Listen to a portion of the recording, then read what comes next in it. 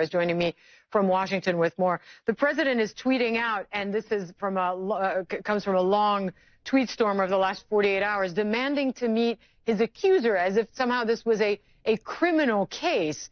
Obviously, this can't happen in the United States. This person, man or woman, is a whistleblower, and his or her identity is protected.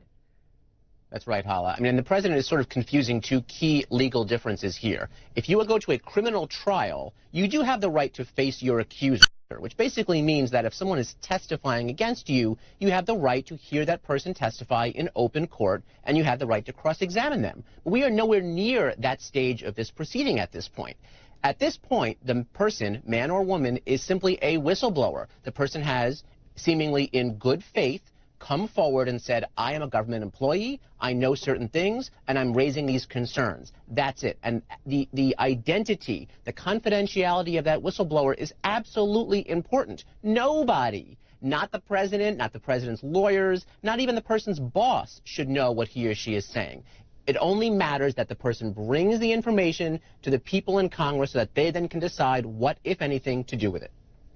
All right. Now, Adam Schiff, the chairman of the House Intelligence Committee, is saying there is an agreement in principle on securing this whistleblower testimony. In practice, how would that work while maintaining this person's anonymity?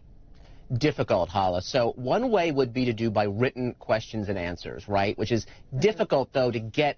You know, obviously you can't get live testimony on a piece of paper. That would be one way. It sounds like, though, what they're going for is closed hearing testimony, basically that only a few select members of Congress and their staff members will hear from this person behind closed doors. It will not be on television. There will not be a public transcript. There will be no public witnesses. Now, obviously, the problem with that is it could be leaked, right? The person's identity could be leaked. Sure. There could be steps that could be taken to further protect that person's identity, but at the end of the day, we're putting a lot of trust into the hands of members of Congress that they're going to respect the confidentiality of the whistleblower and the process.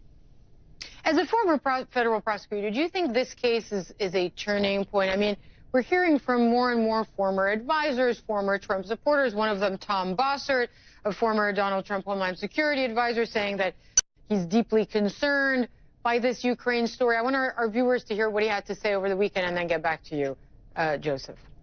Yeah, I'm deeply disturbed by it as well, and this entire mess has me frustrated, George. It is a bad day and a bad week for this president and for this country if he is asking for political dirt on an opponent.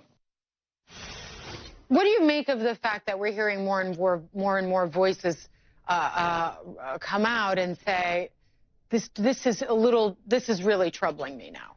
Sure. Hala, I'm always the first person to say, let's be judicious and let's look at the evidence and then weigh it. But at the same time, we have a lot of the evidence here. I mean, we know what's in the transcript. We know what transpired between President Trump and President Zelensky. So at the end of the day, it looks bad because it is bad. And I think that there is a speed in which these things are moving forward. And I think there's a reaction from the White House that we did not see in the 2-year-long Mueller investigation as things sort of trickled out. We're getting information. We have a sense of what happened. We absolutely need to get more and get comfortable with all the facts. But it looks serious because it is serious. And I think the White House is reacting because deep down, it knows that.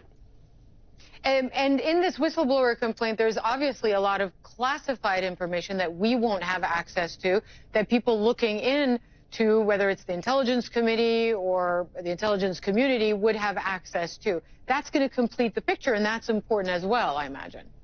You're right, and it's an extra added complexity in this whole situation, that not only are we trying to respect the person's identity, but we need to respect and protect the classified nature of any kind of information that's really sensitive. So Congress has a lot of work to do here. This is not a simple criminal proceeding where we just kind of run-of-the-mill go through information here. There's a lot of equities, a lot of moving pieces. It's up to Congress to do this right and by the book and basically get the information that's appropriate to the American people so that we can judge for ourselves exactly what happened and how serious it is.